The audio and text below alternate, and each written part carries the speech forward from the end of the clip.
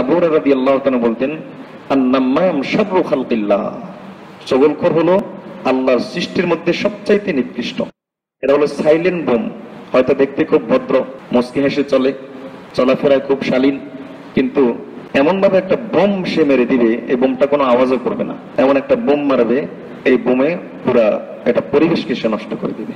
এজন্য আমাদের মাশায়েখগণ বলেন, ইমাম গাযালী রাহমাতুল্লাহ বলেন যে আমি বহু মাশায়েখ থেকে এই কথা শুনেছি, তারা বলেছেন যে চগলখোর শয়তানের চাইতে খারাপ। চিন্তা করে দেখেন কেন? শয়তান মানুষের অন্তরে ওয়াসওয়াসা দেয়, আর চগলখোর মানুষের অন্তরে অশান্তি সৃষ্টি করে। তাহলে চগলখোর শয়তানের চাইতে খারাপ। এবার এই চগলখোর নামাজি হইতে পারে, ভদ্র মানুষ হইতে পারে, ভালো ফ্যামিলির লোক হইতে পারে, আবার সাধারণ একজন রাস্তার লোক হইতে পারে, আমার আপনার আপনজন হতে পারে, আমার আপনার দূরের লোক হইতে পারে। নবী সাল্লাল্লাহু আলাইহি ওয়াসাল্লামের জন্য বলেছেন যে লা ইয়াদখুলুল জান্নাতা নাম্মাম, চগলখোর কখনো জান্নাতে প্রবেশ করবে না। চগলখড়ি ইংরেজিতে যেটাকে বলে গসিপ, চগলখড়ি, কুটনামি, এরা মিস কল দেয়। এটা খুব ডাইরেক্ট অ্যাকশনে যায় না, মিস কল দেয়। অমুক আপনার ব্যাপারে এরকম কথা বলেছে, এটা কি বলতে পারে, আপনি কি আসলে এরকম, বুঝে আসছেন? এরা মিস কল মারে, খুব সাইলেন্টলি এরা কাজ করে। চগলখোর নিজেও জানে না সে কত বড় অ্যাটম বোম, তার ভিতরে কত বড় অ্যাটম লুকায়িত আছে, এটা সে নিজেও বোঝে না। চগলখড়ি কাকে বলে? ইফশা ও সির, অন্যের কাছে গোপন বিষয় প্রকাশ করে দেওয়া, যেমন এটা বলে। গীবত আর চগলখড়ির মধ্যে পার্থক্য হলো, গীবত হলো আমার দোষ আরেকজনের কাছে গিয়ে বলা, আর চগলখড়ি হলো একজনের কথা আরেকজনের কাছে গিয়ে লাগানো। এই লাগানো যদি দুই পক্ষে হয়, অর্থাৎ একের কথা আরেকজনের কাছে লাগিয়েছি, আবার তার কথা এনে আবার এর কাছে এসে পৌঁছেছি, তাহলে এটা আবার চগলখড়ির চাইতে মারাত্মক। হাদিসের মধ্যে এটাকে বলা হয়েছে জুল ওয়াজহাইন, দুই রকম চেহারা, অর্থাৎ এটা চগলখড়ির চাইতে খারাপ। চগলখড়ি হলো শুধু একজনের কথা আরেকজনের কাছে গিয়ে বলে দিলাম, এটা হলো চগলখড়ি। আর কথা যদি বেচা কেনা করি, তাহলে এটা চগলখড়ির চাইতে খারাপ। এটা হলো নবীজির ভাষা, এটা হলো জুল ওয়াজহাইন, দুই চেহারা বিশিষ্ট। এই চগলখড়ের সম্পর্কে আমাদের মাশায়েখগণ কি বলেন দেখেন। যেমন আবু হুরায়রা রাদিয়াল্লাহু তাআলা বলেন, আন-নামামু শাররু খালকিল্লাহ, চগলখড় হলো আল্লাহর সৃষ্টির মধ্যে সবচাইতে নিকৃষ্ট। চগলখড় আল্লাহর সৃষ্টির মধ্যে সবচাইতে নিকৃষ্ট, এটা কি সোজা কথা? আল্লাহ সৃষ্টির মধ্যে বানর আছে, শুকুর আছে, কুকুর আছে, মুগুর আছে, আরো কত কিছু আছে, কিন্তু এর চেয়ে মধ্যে সবচাইতে সে নিকৃষ্ট হলো চগলখড়। ইমাম গাযালী রাহমাতুল্লাহ কারণ লেখেন, দেখো আল্লাহ সৃষ্টি সাধারণত তিন প্রকার। এক প্রকার হলো উপকার করে, কোনো ক্ষতি করে না। আরেক প্রকার হলো উপকারও করে না, ক্ষতিও করে না। আর আরেক প্রকার হলো কেবলই উপকার, ক্ষতি করে। যেগুলো উপকার করে, ক্ষতি করে না, মানুষ জানে যে এটা হলো এই প্রাণী, যেমন গরু, ছাগল, মুরগি, এগুলো উপকার করে, মানুষের ক্ষতি করে না। কিছু আছে যে উপকারও করে না, ক্ষতিও করে না, মানুষ এগুলোকে ভয় করে না, আবার ভালোবাসে না। বিভিন্ন পোকামাকড়, এগুলো অসহায় প্রাণী বাহ্যিক দৃষ্টিতে। এমনি এই বস্তুত তো আল্লাহ প্রত্যেক প্রাণীকে কোনো না কোনো উপকারের জন্য সৃষ্টি করেছেন, সেটা ভিন্ন বিষয়। তো বাহ্যিক দৃষ্টিতে এগুলো কোনো উপকারও করে না, ক্ষতিও করে না, মানুষ এগুলোকে তাড়িয়েও দেয় না, লালন পালনও করে না। আর যেগুলো শুধুমাত্র ক্ষতি করে, সেগুলো থেকে মানুষ দূরে থাকে। আর চগলখোর ক্ষতি করে, কিন্তু মানুষ তাকে দুধ কলা দিয়ে লালন পালন করে। তাহলে চগলখোর সাপ বিচ্ছু চাইতে খারাপ হোক। মানুষ কি সাপকে লালন পালন করে, দুধ কলা দিয়ে পোষে? না, বরং তার থেকে দূরে থাকে, এটা আমাকে দংশন করবে, বাঘ আমাকে দংশন করবে। কিন্তু চগলখোরের তার বিনা আওয়াজে তার যে আক্রমণটা হয়, কোন প্রকার আওয়াজ ছাড়া তার যে আক্রমণটা হয়, এটা বাঘের আক্রমণের চাইতে মারাত্মক, সাপের আক্রমণ চাইতে বিষাক্ত, এবং বানরের ধূর্তামির চাইতে বেশি ধূর্তামি এর মধ্যে থাকে। ইয়াহইয়া ইবনে আকতাম তিনি বলেন, খুব ভালো করে শুনেন, মনোযোগ সহকারে শুনেন, আন-নাম্মামু শাররু মিনাস সাহির, কয় জাদু যে করে, আপনারা শুনেছেন যে অমুক অমুককে জাদু করে ক্ষতিগ্রস্ত করেছে, তাবিজ করছে, আমরা বলি ক্ষতি করছে, তাবিজ করছে, বলি না? জাদু করে কেউ কাউকে যদি মারে, ইসলামী হুকুমত থাকলে তাকে ফাঁসিতে ঝুলানো হইতো। এটা এত বড় অপরাধ। এই যে ফার্মগেটে যে সমস্ত গুলা বসে আছে, যদি ইসলামী হুকুমত থাকতো, খবর আছিল। হ্যাঁ, হযরত ইয়াহইয়া ইবনে আকতাম তিনি বলেন যে জাদুকরের চাইতে খারাপ হলো কে? চগলখোর। কেন? ইয়ামালুন নাম্মামু ফি সাআতিন মা লা ইয়ামালু সাহিরু ফি সানাতিন, যে জাদু করে সে এক বছরে যা করতে পারে না, চগলখোর 1 মিনিটে তা করতে পারে। তাহলে কে খারাপ বেশি? চগলখোর বেশি খারাপ। জাদুকর যা 1 বছরে করতে পারে না, চগলখোর 1 মিনিটে তা করতে পারে। কিতাবে একটা ঘটনা এসেছে, দেখেন চগলখড়ি কতটা মারাত্মক। আপনাদের অভিজ্ঞতা আছে কিনা জানি না, আমার এই অভিজ্ঞতা আছে যে চগলখড়ির কারণে আমি জীবনে যতটা ক্ষতিগ্রস্ত হয়েছি আর অন্য কিছু দ্বারা আমি এতটা ক্ষতিগ্রস্ত হইনি। আমি সবচাইতে বেশি আমার ব্যক্তিগত জীবনে ক্ষতিগ্রস্ত হয়েছে চগলখড়ির কারণে। প্রত্যেকেরই কম বেশি অভিজ্ঞতা আছে, আপনাদের প্রত্যেকেরই কম বেশি। তো কিতাবে একটা ঘটনা এসেছে, এক লোক দাসী বিক্রি করতে গেছে বাজারে, গোলাম বিক্রি করতে গেছে। তো গোলামের বহু গুণ বলে যে সে ভালো পাকাইতে পারে, ভালো কাজ জানে, মনিবের ভালো খেয়াল রাখে, পরিষ্কার পরিচ্ছন্ন, নামাজি, মুত্তাকি, তাহাজ্জুদ গুজার, রাতে উঠে খুব দোয়া করে, কান্নাকাটি করে, জিকির আজকার করে ইত্যাদি। তো যে কিনবে সে বললো যে ভাই এত গুণ, প্রত্যেক মানুষের একটা না একটা দোষ তো থাকে, কারণ কোনো মানুষই তো ফেরেশতা না, তো কোনো না কোনো দোষ তার মধ্যে আছে।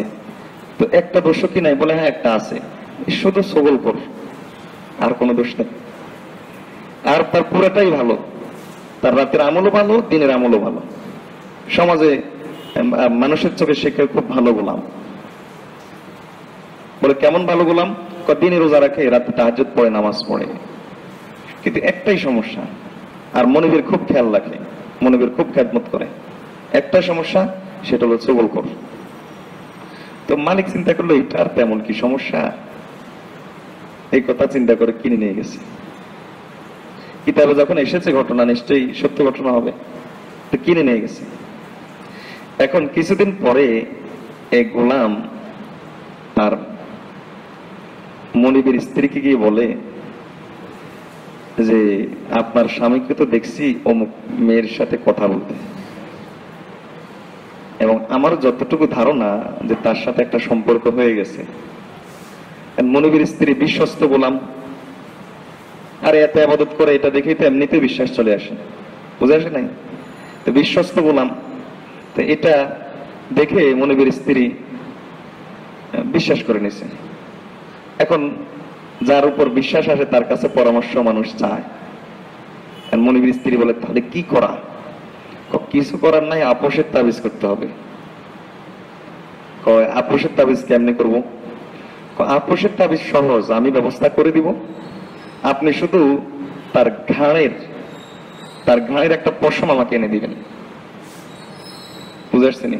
দেখবেন যারা তাবিজ করে তারা বলে যে চুল এনে দেন, পশম এনে দেন, আপনি শুধু তার ঘাড়ের একটা পশম এনে দিবেন।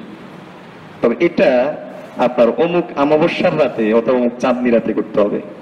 তাবিজ ব্যবসায়ীরা কিন্তু এরকমই বলে যে এটা অমুক অমাবস্যা রাতে অথবা এটা অমুক চাঁদনি রাতে এটা করতে হবে। আচ্ছা ঠিক আছে, তাহলে আমি এনে দিব, এটা কোনো ব্যাপার নাকি?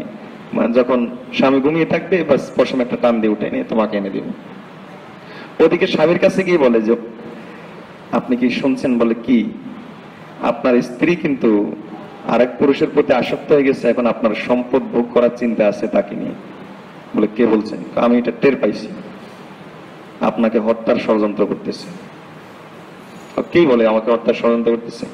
বিশ্বাস না হলে অমুক রাতে আপনি ঘুমের ভান ধরে শুয়ে থাকেন। বেচারা স্বামী ঘুমের ভান ধরে শুয়ে আছে, এবার স্ত্রী ব্রেড নিয়ে অথবা কিছু একটা নিয়ে, কেসি একটা নিয়ে যখন ঘাড়ের পশম কাটতে গেছে, এবার স্বামী লাফ দিয়ে উঠে, এই যে তুমি আমাকে জবাই করার জন্য, তোমার এত বড় সাহস, আমাকে জবাই করতে আসছো, এটা বলে স্বামী রাগের মাথায় স্ত্রীকে হত্যা করে দিয়েছে। এবার স্ত্রীর পরিবারের লোকজন হত্যার প্রতিশোধ নেওয়ার জন্য দৌড়ে এসে স্বামীকে হত্যা করে দিচ্ছে। এবার দুই গোত্রের মধ্যে লড়াই শুরু হয়ে গেছে, এবং এই লড়াই বছর পর বছর চলেছে। বলেন তো, সূচনা হয়েছে একজন গোলাম তো হলো কথার কথা ওই সমাজের থার্ড পার্সন।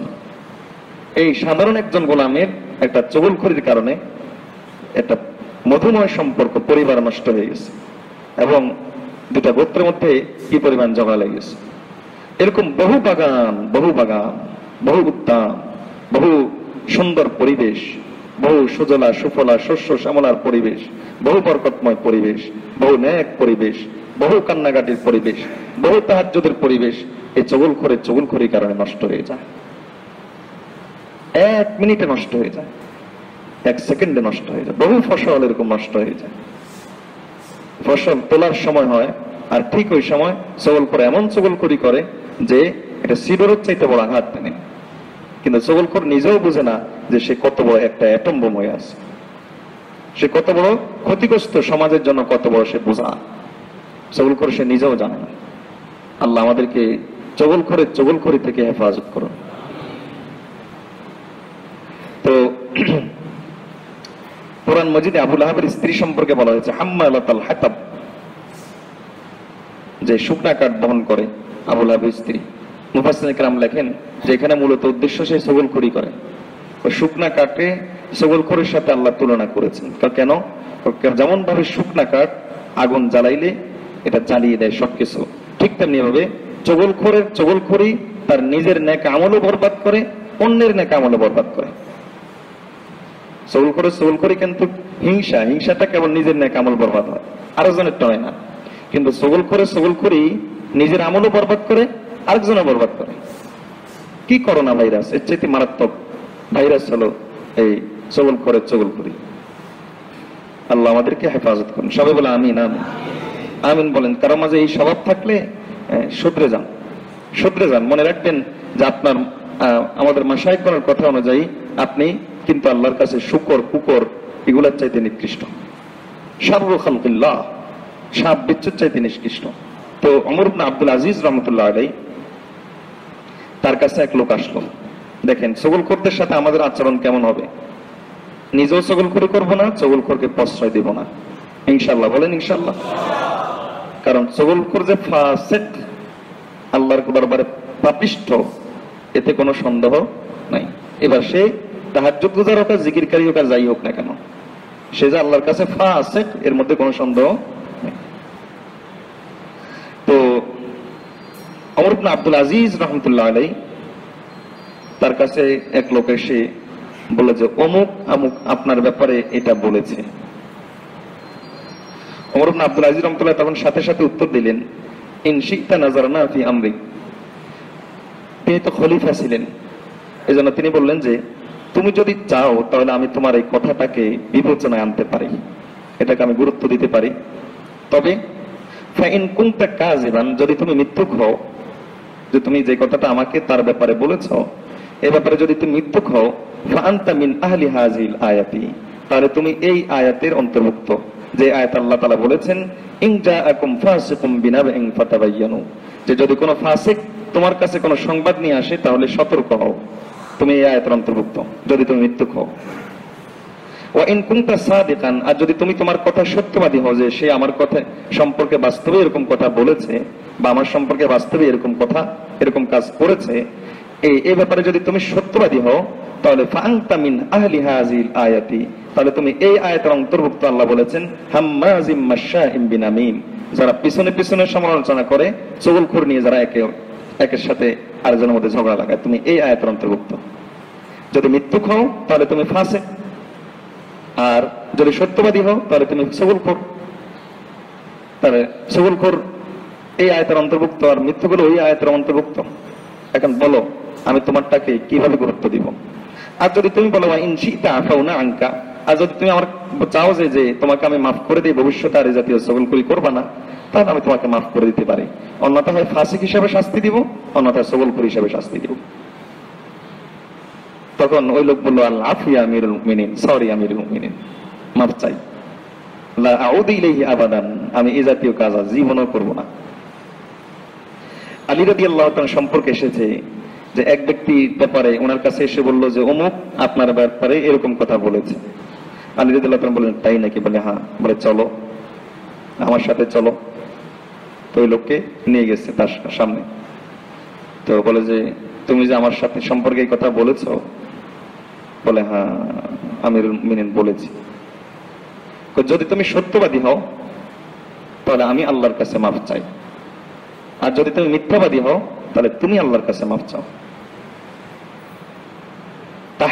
তারা তাহকিক করে নিতেন। চগলখড় সম্পর্কে আব্দুল্লাহ ইবনে মাসউদ রাদিয়াল্লাহু তাআলা বলেন লা ইয়াকুনু আহাদুকুম ইমআত, তোমাদের মধ্যে কেউ যাতে ইমা না হয়। জিজ্ঞেস করা হলো ইমা কি? তখন বলা হলো যে ইয়াতিমা কুল্লি রিহিন, যে বাতাসের সাথে চলে, অমুককে খুশি করে অমুককে খুশি করে, তার কথা নিয়ে তার কাছে লাগায়, অমুকের কথা নিয়ে তার কাছে লাগায়। এক ব্যক্তি আব্দুল্লাহ ইবনে মাসউদ রাদিয়াল্লাহু তাআলাকে বললেন, জিজ্ঞেস করলো যে নবীজি সাল্লাল্লাহু আলাইহি ওয়াসাল্লাম যে বলেছেন যে কিয়ামতের দিন আল্লাহর কাছে সবচেয়ে নিকৃষ্ট হয়ে উঠবে যার দুই রকম চেহারা। তো দুই রকম চেহারা কার? দুই রকম চেহারা দ্বারা কি বোঝানো হয়েছে? তখন আব্দুল্লাহ ইবনে মাসউদ রাদিয়াল্লাহু তাআলা বললেন, দুই রকম চেহারা দ্বারা বোঝানো হয়েছে যে একজনের কথা আরেকজনের কাছে নিয়ে লাগায়, দুইজনের কথা দুইজনের কাছে নিয়ে লাগায়। লাউ নাকালা কালামু কুল্লি ওয়াহিদিন মিনহা ইলাল আখারি ফাহুয়া যু লিসানাইন, তাহলে সে দুই রকম চেহারার অধিকারী। সকল করে করবেন তো নাকি? কি খেয়াল সকল করি? আস্তাগফিরুল্লাহ, নাউযুবিল্লাহ বলি, নাউযুবিল্লাহ তো বলি, কিন্তু আমরাও সুযোগ পেলে কিন্তু পিন মেরে দিই। এটাকে বলে পিন মারা, সুযোগ পেলেই পিন মেরে দিই। সাধারণ শত্রুর চাইতে সকলকর আরো খারাপ। আপনার যে শত্রু তার থেকে তো আপনি বেঁচে থাকেন, সে আমার শত্রু, কিন্তু সকলকর থেকে তো বাঁচেন না। অথচ এ বগলের নিচের সাপ, দুধ কলা দিয়ে পোষা হয় এমন সাপ, সুতরাং এটা আরো বেশি খারাপ। একজন আলেমকে এসে এক লোক সম্পর্কে বলা হলো যে অমুক এরকম আপনার সম্পর্কে এই কাজ করেছে, তখন ওই আলেম চমৎকার উত্তর দিয়েছেন, বলে ভাই তুমি তার ব্যাপারে আমার কাছে এই কথা বলে 3টা অপরাধ করছো। কয়টা অপরাধ? 3টা। একটা হলো একজন দ্বীনী ভাইয়ের ব্যাপারে আমার অন্তরে বদধারণা সৃষ্টি করে দিছো, এগুলো একটা অপরাধ। আর দ্বিতীয় অপরাধ হলো যে আমার মনটাই খারাপ করে দিছো। আর হাদিসের মধ্যে দুটাকে কবিরা গুনাহ বলা হয়েছে, বদধারণা সৃষ্টি করাও কবিরা গুনাহ, আর অপর মুসলমানকে কষ্ট দাও কবিরা গুনাহ। ইজাউল মুসলিমি হারাম, মুসলমানকে কষ্ট দেওয়া হারাম, তুমি আমার মনটাই খারাপ করে দিছো। আর 3 নম্বর অপরাধ যেটা করছো, সবচেয়ে বড় অপরাধ যেটা, সেটা হলো তুমি আমার কাছে বিশ্বস্ততা হারিয়েছো। আজকে থেকে তুমি এখন আমার জন্য জানটা দিয়ে দিলেও আমার কাছে তুমি বিশ্বাসযোগ্য হতে পারবা না, আমার কাছ থেকে বিশ্বস্ততা হারিয়েছো। 3টা অপরাধ, সেগুলো 3টা অপরাধ করে। এজন্য হাসান বসরি রহমতুল্লাহ আলাইহি বলেন যে তোমার কাছে চগলখড়ি করে, তাহলে তুমি এটা ধরে নাও নিশ্চিত যে তোমার চগলখড়িও সে আরেকজনের কাছে করে, এটা তুমি ধরে নাও নিশ্চিত। মান নাম্মা লাকা নাম্মা আলাইকা,